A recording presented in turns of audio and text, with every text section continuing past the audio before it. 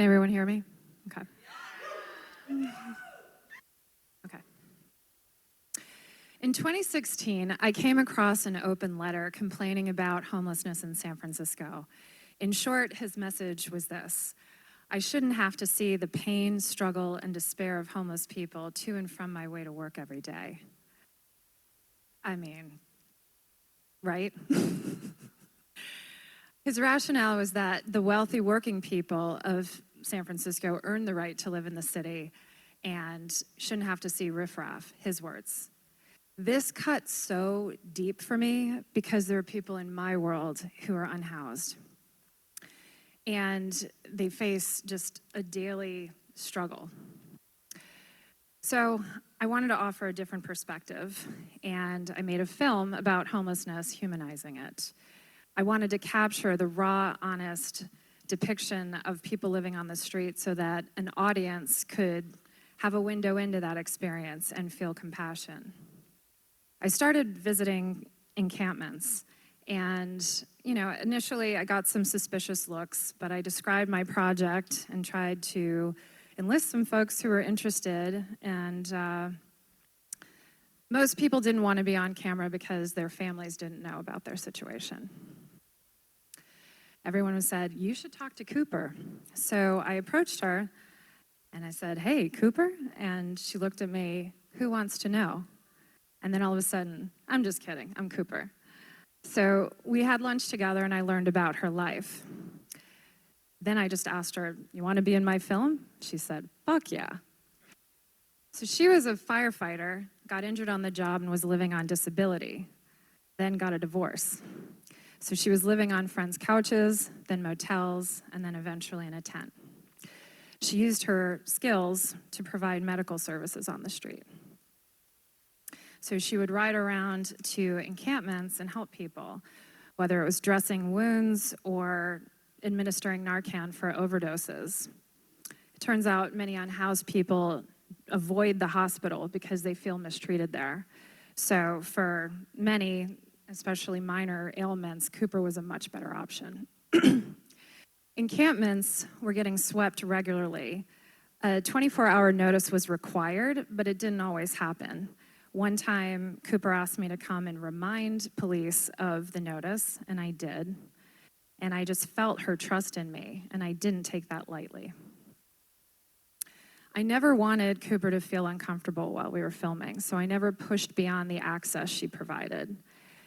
I finished a bunch of interviews with her, started editing, and then started noticing some inconsistencies. Nothing major, but enough to know I didn't know the whole story. One morning, my camera operator and I showed up to film, and she was not able. What we found that day was Cooper in her most fullest humanity, vulnerable, embarrassed, and ashamed. Like most of us, there are parts of our life that, she didn't want the world or me to see. So I had to ask myself, what do I do with this information? Because I couldn't look at the story we were telling the same way anymore. My editor saw me struggling, especially as we were pulling out sound bites that conflicted with reality. And he asked me, are you making a documentary or a long PSA asking people to be nice to unhoused folks? Fair question. I wanted to make a legit documentary. To me, a documentary was supposed to be journalistic, and I saw how my friendship with Cooper was influencing my objectivity. I kept asking myself, is it important to expose her? Is that the only way for my film to be legit? Is it relegated to a PSA if I don't do that? So I had a choice to make.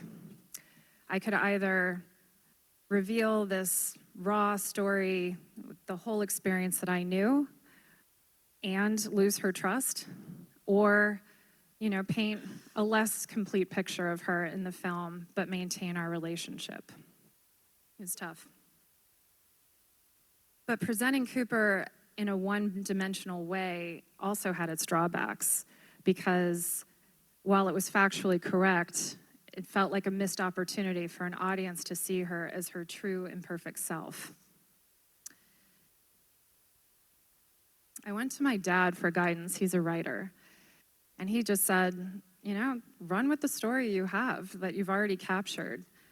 An unhoused street medic helping lots of people is a story worth telling. You don't have to cover all aspects of her life. Okay. So I chose to focus on the work that Cooper was doing, treating life-threatening abscesses, reviving people from a heroin overdose. The list goes on. This choice felt right to me at my core, and even if I felt a little conflicted by it. But when we shared the film with audiences, they got it. People really saw her humanity. And people came up to me after and said, I will act differently on the street when I see people. And that was what we were trying to accomplish.